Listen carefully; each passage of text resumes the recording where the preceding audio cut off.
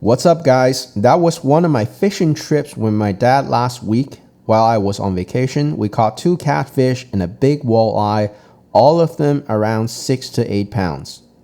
There's a big new tournament happening in China right now, the 3rd LanKe Cup. Some of the strongest pros in the world are competing and the stakes are high.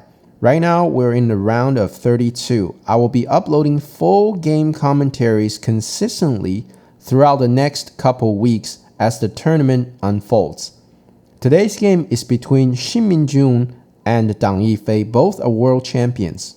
Shin is currently ranked in the top 5 in Korea. He defeated Ke back in 2021 and got his world champion title.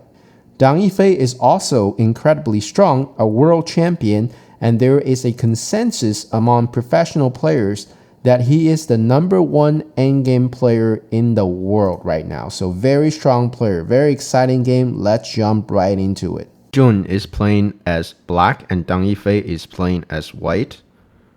So the game starts like this. Black approaches, white plays the 3-space low extension. This is a little bit less common than the other more closer pincers. The idea behind this pincers is that when black presses white, usually white would not push and cut because the stone is quite far from the fight. If you're playing a 2-space low pincer or high pincer or any of the pincers over here, then the push and cut is very normal. But in this case, let's say, for example, you still go for the push and cut.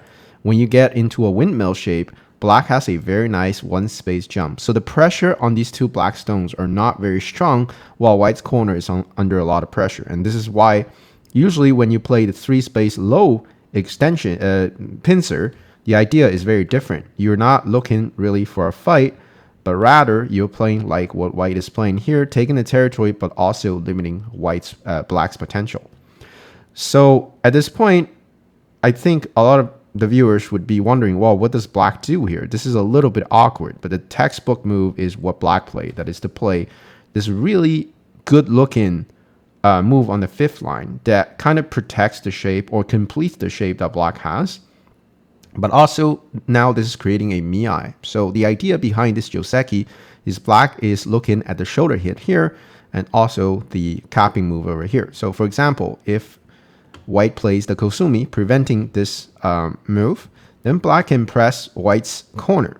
When white goes for the counterattack, we can just extend the stone out. When white extend, we play the kosumi, making sure our 2 stones are fine. Then in this case, we can tell that this move is already helping the fight. So without this move, this fight would be very difficult for black. But since black made a preparation move, this fight will be very comfortable for black. Now, if white doesn't want black to press, let's say for example, white plays the move like this, preventing the variation, then black can press from the other direction. White crawls, black extends, and after this, black has a very beautiful move that is the kema here. It's looking at the weaknesses that white has over here. So if white plays another move, white is very inefficient, and now black can go back and not only protect the corner but also expand the moyo in the middle. So this would be very comfortable for black as well. So in general, white doesn't really want black to press at the star point over here. Okay, so this side is a little bit more urgent than this side.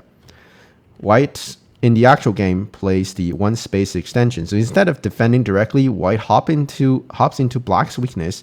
It's looking at the kosumi here and poking at black's weakness. So usually the game would continue. The joseki move that a lot of people would play is for black to play the kosumi, protecting the shape. And now we can see black shape is very nice. White will prevent the move that black wants to play. And now black presses on top, white crawls, and black extends. And now white can pretty much tanuki here because the corner is already alive. And white's 3 stones are very comfortable, while black has a very beautiful moyo on the outside as well as very beautiful shape. So this is a moyo versus territory game.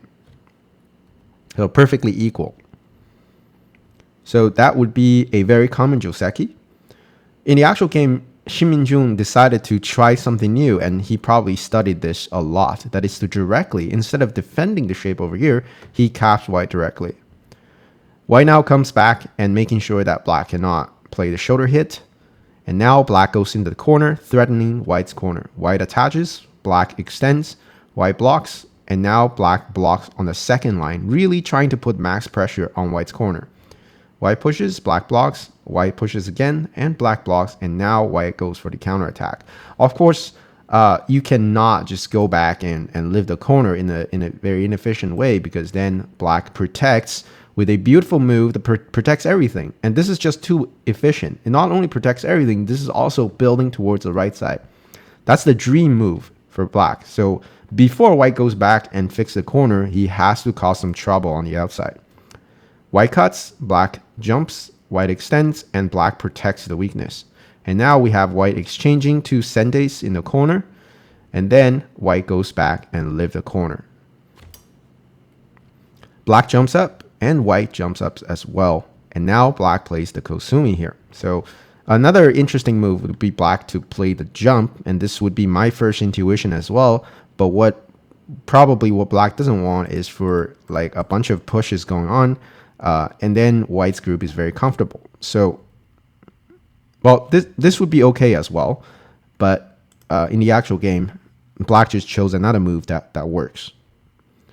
White attaches, and black extends. So this is an interesting place for a lot of my viewers. So a lot of times you would encounter an attach like this, and the best move is usually just to not play the Hani, not do anything crazy, but rather stay calm and extend. The reason you don't want to play the Hani is because when white extends, you realize that all of a sudden that white's shape is very nice, while you have a cutting point that is hanging. So you have to spend a move to fix it, but after you fix it, this is white's sente. But if you just extend, then white doesn't really have a great shape and you have no weakness. So this is a very interesting moment for us to learn. A lot of times when our opponent attaches, we can just patiently extend, and that's usually the best move. White now pushes on top, black hanes, and white cuts. Black makes the shape move, and now white sacrifices the stone. So here, it's not a good idea for white to just drag this out. When black extends out, there's a Hani here, so white has to fix. But then these two guys are almost dead. Now, black can either go and capture, but the worst thing for white is probably black is not even going to do that. Black's going to attack this group. While you're running, black will follow you up, and these two guys might just be dead without black spending any efforts. So that would be very bad. Instead, white plays correctly by sacrificing the stone inside. Black pushes, white extends, and black pushes again, white extends once again. Black turns, and then they're just exchanging moves. Here, it's a little bit painful for white because he has to respond to black's moves over here, right? So if you don't respond, then this Atari would be too much. So white extends, black extends, but now white has to keep answering because the Hani is also very serious. So white extends, black extends, and now white is realizing this is too uncomfortable, because if you extend once again, then I can follow up, and that's going to be a lot of territory on the right side. And therefore, white has no choice but to Hani here and forcing a fight. So at this point, I think both players have played perfectly in this game so far. The opening, or the joseki, has been very well played. It's a very complex fight, but even fight, because nobody has really made any mistake at this point. So it's quite impressive. But now the game also gets into a very chaotic state where this group is insecure. Black's dragon is also insecure if the ice space is taken away. And then we have the question, well, what happens with the cut over here? What happens to the corner? If white goes in the corner, can we kill? And then there are two new groups that are about to form. So it's a very interesting game moving forward from this point. White extends, and there's a very serious weakness that black has to protect, and therefore he protects it in the cleanest way possible. That is the tiger's mouth. White now jumps as well. So you can see that for top professionals, whenever they're in a cross-cut or fighting situation, what they tend to do is to fix their weaknesses first before they punch. So for example, a lot of my viewers would be like, oh, let's Atari, but then I extend. an Atari again, and extend. And the result of this is, first of all, white's shape is still a little bit questionable. Later on, there's all kinds of attaches into, let's say, for illustration purposes, there's some sort of attach looking at the hane here. So this shape is problematic. The other attach is also very annoying. So first of all, there's that. But second, with all these Ataris, actually white through two stones are drastically weakened, and they have to spend a lot of moves to run for their lives. So these Atari and extend doesn't really achieve much for white. But if you look at what Dang Yifei actually played in the game, is by fixing the weakness, right? So first we fix our weakness, and then we can look at how to attack black. Very good idea in terms of fighting. Black extends, and now white hops out. This is very aggressive. I would have just played a safe move, but apparently white doesn't care. If you push and cut, then we'll just fight it out. Instead of pushing and cut, Shin decided to actually come back, and I think I personally really like this move because it not only protects the corner, but also aims at the cutting point that white has over here. White now slide out. This is a very good move, not only looking at attacking the two stones here, but also if you look at what's happening over here, black's dragon doesn't really have two eyes. So very important to cut them off. Black now plays a sente, white defends, and now black pushes out. And now white plays the extension move. So here is a very interesting point of the game, because what the SGF of this game was showing was that white actually played the attach. And then the game record showed that Shin played the Kosumi. So I personally think that could be a mistake for the recorder. So whoever recorded this game probably got the order wrong, because I can't really explain the white's exchange against black's Kosumi here. Maybe I'm wrong though, but I just really don't understand the logic of this exchange.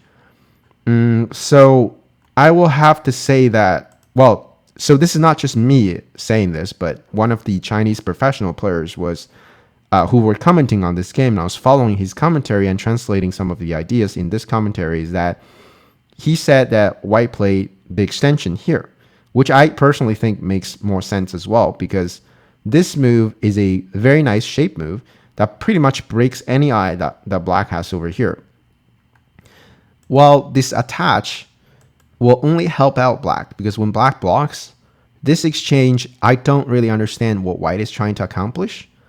And then furthermore, I really cannot explain why black played this Kosumi. It just doesn't look like, this doesn't look right. Okay, so I'll just assume that it was a mistake from the record. I think the correct order is for white to play the extension and black play the Kosumi here. So that makes a little bit more sense, because this Kosumi gives the dragon a little bit more flexibility. We can tell at least there's some sort of flexibility here. There's a wedge over here. There's a hane over here. So this would make a lot more sense. But I could be wrong, okay? But this is also the commentary from a professional, a Chinese professional who are commenting on this game. But let me know if you have the answer for this particular question. You can let me know. Comment below in the description. In the comment section. So white now pushes, and then black hanes. Okay, so the game record says it's like this. When you play this, white mysteriously connects here, and then black plays the hane. I don't think this makes any sense. Okay, I just think this is the correct game order. Black hanes, and white now connects because the Atari is too much, and black pushes out. There's no connection problem, so black decides to push out his dragon, and white squeezes, black connects, and we can tell that this cutting point doesn't really work because we have this sequence. So white is not going to cut right now. Instead, white decides to fight this out. Black hanes, white connects, and now black plays the tiger's mouth. White pushes, and now black needs to get out the dragon, because this push already threatens the life and death of the dragon. White hanes, black blocks, and then white peeps. Black connects. So instead of directly trying to kill the dragon, which is very difficult because this dragon is already out and it has ways to get out in all different directions. Instead, white decided to play the attach. This is the shape move for against this corner. Black honeys, white extends, and now black also extends. And now white comes back and play the tiger's mouth, making sure that at least black cannot go into this direction. Black extends, white jumps, and now black plays the honey here. So this would be probably the first inaccuracy for Shin to play. The idea of this honey move, of course, is to increase the ice space, but this is slightly a little bit too early to do this because it's not like with this one move that black can live. With this move, black only gain one eye, but we all know that one eye doesn't really make your group alive. So here, a better choice is for black to simply jump down. This is more intuitive. We're looking for ice space down here, and this looks like there's plenty. It looks like there's plenty resources for black to get ice space. So yeah, I think this is just a better move. And I think what Shin played in the actual game is a little bit too passive.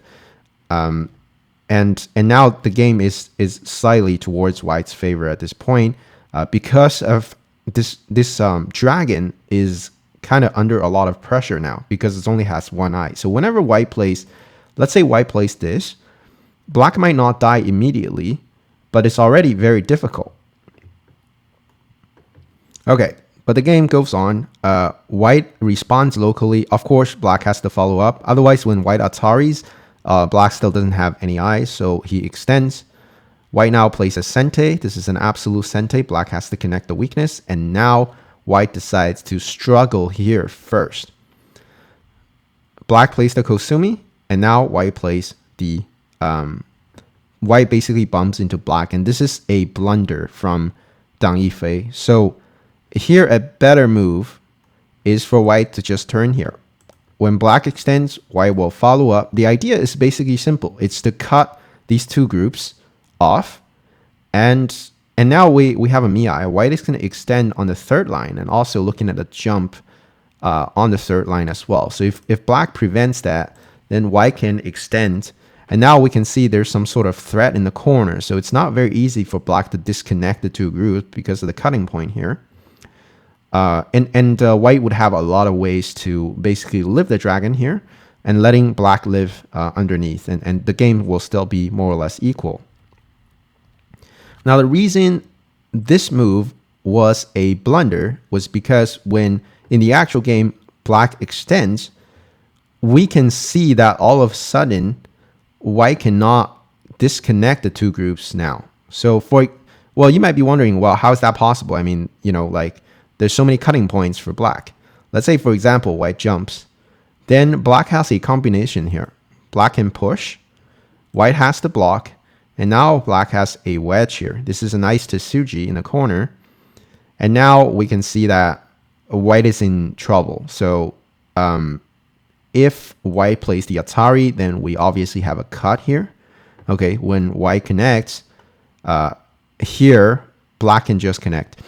So not to say that black can also think about just pushing here, but this would be simpler, right? So white is disconnected, and now one side is going to die, and therefore means that black's two groups are connected, and this is a huge loss for white. So white cannot allow that to happen. So basically let's say, for example, if white Atari's here, this also won't work. It looks like black is in trouble, but black connects, and that's an Atari, forcing white to connect, and then black can connect to here. And that's also a very terrible situation for white. So for the same reason, white cannot really jump in this way, right? We'll just play out the same variation, and white is disconnected. So that's pretty much a blunder for white. Okay, so it means that white has to fix the weakness, but while you fix the weakness, everything is connected for black. Now it's white is just by himself.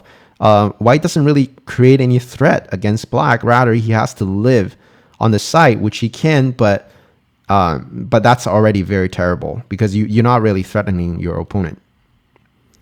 Okay, let's see what's happened in the actual game. White turns here. This is really looking at threatening the dragon over here. And Shin, of course, realized how dangerous it is, and therefore he plays a move to basically make his dragon more secure. And now white plays a Tsuji here. It looks like a Tsuji, but actually this is a fake Tsuji. So as long as black understands that the idea is it's still the same, we still have this combination that we can play out. The idea is just to disconnect white. If white is cut into two groups, then this is good for black. So it doesn't matter what kind of stuff that white plays in the corner, we just need to disconnect. But apparently in the actual game, Shin Min-jun also did not seize that opportunity. I'm not sure why he didn't see this. Maybe he was in Boyomi, and it just happens, right? Like reading is hard. So what he played in the actual game is to play the Kosumi. This is of course not a great move because now white can connect like this, and the reason this is so important is because black is cut off. Like black is cut into two pieces, and this would be a very chaotic game. Black now has to save the corner. And now white plays the Kosumi here, threatening the dragon that black has. So now we can see there's a very interesting liberty fight, but we also have to keep in mind that this dragon of black is not alive. So for a human player, this is very difficult for black to deal with. Not only you have to watch the liberty fight over here, but you also have to watch the life and death of your dragon. Black plays the Kema, trying to slide out, and of course white has to prevent that with the attach. Black peeps, white connects, and now black plays the wedge here. This is a very big mistake from Shin Min-jun. Here, black has a very nice way to ensure that he's leading. And it's actually not that hard. It's just for black to push here. When white blocks, black also poke at the weakness here. These are all forced, and then black can wedge. So the idea is still trying to disconnect the two groups that white has. White Ataris, black connects, and now white cuts. And now we can see there's a liberty fight. And what's going to happen is black's going to end up losing the liberty fight. So first of all, the vital point is for black to connect here to extend liberties. But of course, black cannot do that because when white jumps, white also has a ton of liberties. So here, black has no choice but to attach. White will extend the liberty. Black blocks and white pushes once more, and now we have to give white an extra liberty. So you cannot push here obviously because white can get out with an Atari, and now white is just out of control. So the correct move is for black to simply play the Kosumi, and now white only has 3 liberties, and therefore he has to go back and capture black. Black connects and white Ataris, black Ataris, and white captures. Here, black is going to play an extra move, making sure that his dragon here is alive. White will Atari, black Ataris, white connects, and now black slides down. It's a very big move itself, but it's also securing the dragon.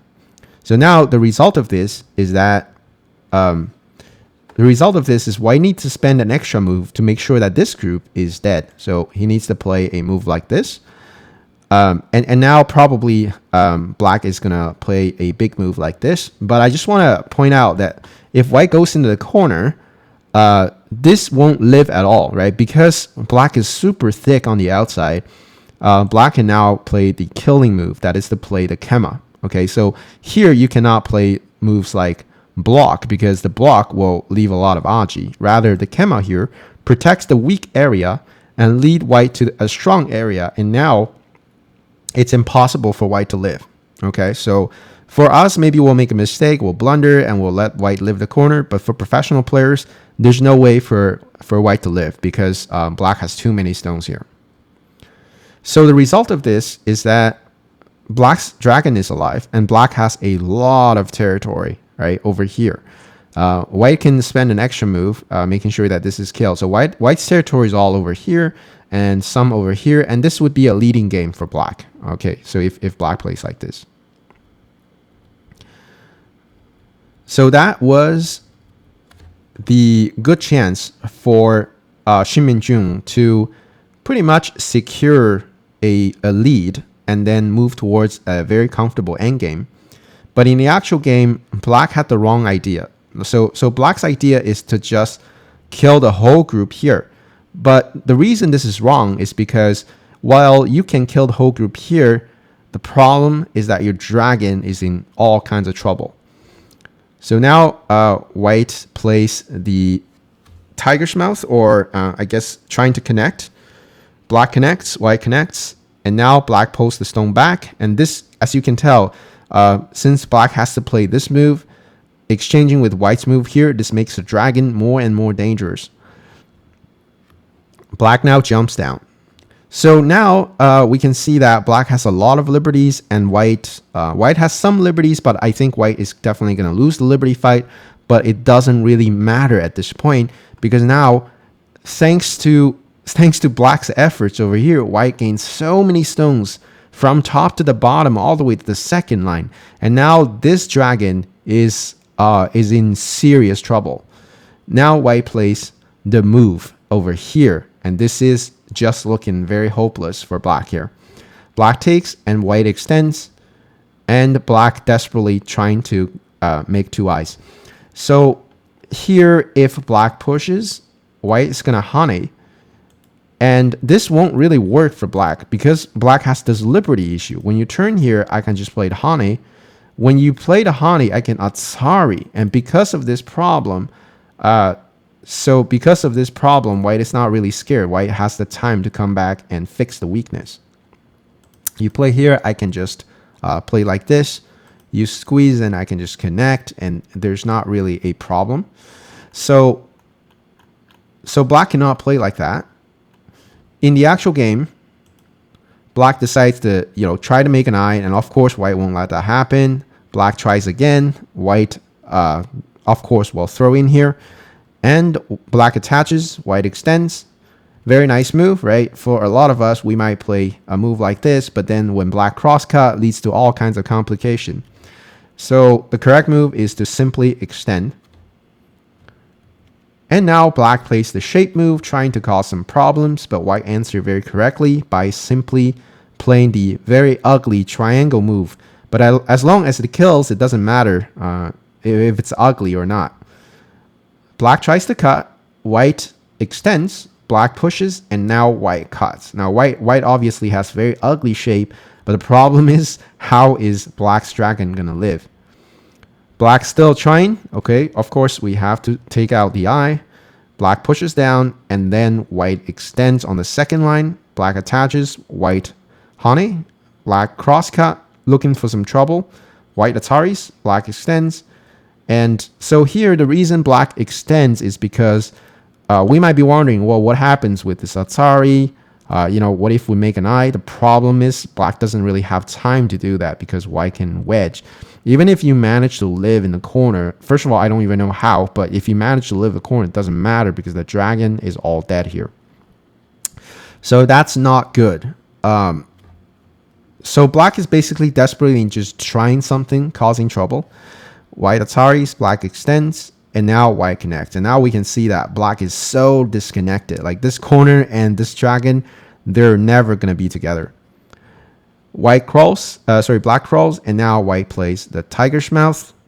And finally, we have Shin plays a fake Suji that is trying to basically just trick white, right? Like something like this. But of course, this is probably for kids. Like there's no way that white will fall into a trap like this, right? And then you make an eye. Well, it could happen to us, but like for them, this is a joke. So here, white will just connect here. And there's no way for black to make an eye. So if you play here, I can get rid of the eye. If you connect, I will have time to come back and make sure that these two stones are just resting in peace. And then this is game over. I don't see a second eye for black, right? If you Atari here, I can squeeze. Very important to play this move. And when you push, I can just block. When you take, I can just connect. There's no way for black to make an eye. So when white Ataris, Shin sees that there's no way for the dragon to live, and therefore he decided to resign at this point. So this has been a very exciting game, a lot of fighting from start to finish. It's very interesting that black was able to win the liberty fight, but then he lose on the dragon. And that's just a very interesting game.